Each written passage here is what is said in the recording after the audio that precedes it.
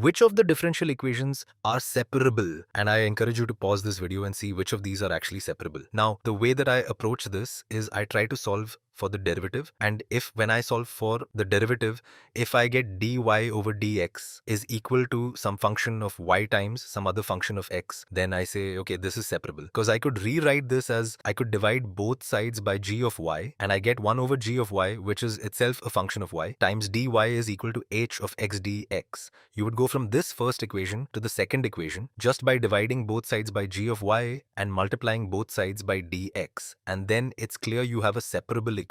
You can integrate both sides. But the key is, let's solve for the derivative and see if we can put this in a form where we have the product of a function of y times a function of x. So let's do it with this first one here. So let's see, if I subtract y from both sides, I'm just trying to solve for the derivative of y with respect to x. I'm going to get x times, I'll write y prime is the derivative of y with respect to x is equal to 3 minus y. So I subtracted y from both sides. Let's see, if I divide both sides by x, I'm going to get the derivative of y with respect to x is equal to, actually I'm going to write it this way. I'm going to write it 3 minus y times 1 over x. And so it's clear I'm able to write the derivative as a product of a function of y and a function of x. So this indeed is separable, and I could show you I could multiply both sides by dx and I could divide both sides by 3 minus y now, and I would get 1 over 3 minus y. dy is equal to 1 over x dx. So clearly this one right over here is separable. Now let's do the second one, and I'm going to just do the same technique. I'll do it in a slightly different color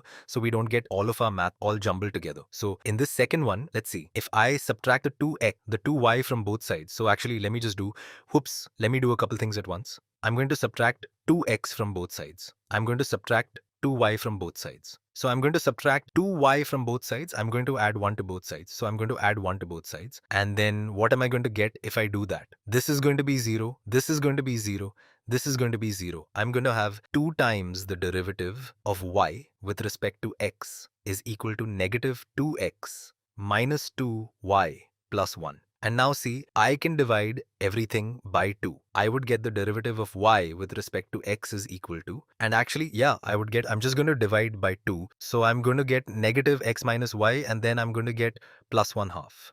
So it's not obvious to me how I can write this as a product of a function of x and a function of y. So this one does not feel, this one right over here is not separable. I don't know how to write this as a function of x times a function of y. So this one I'm going to say is not separable. Now this one, they've already written it for us as a function of x times a function of y. So this one is clearly separable right over here. And if you want me to do the separating, I can rewrite this as, well, this is dy over dx. If I multiply both sides by dx and divide both sides by this right over here, I would get 1 over y squared plus y dy is equal to x squared plus x dx. So clearly separable. All right. Now this last choice, this is interesting. They've essentially distributed the derivative right over here. So let's see, if we were to unfactor the derivative, I'm just going to solve for dy over dx. I'm going to get dy over dx times x plus y is equal to x. Now, if I were to divide both sides by x plus y, I'm going to get dy over dx is equal to x over x plus y.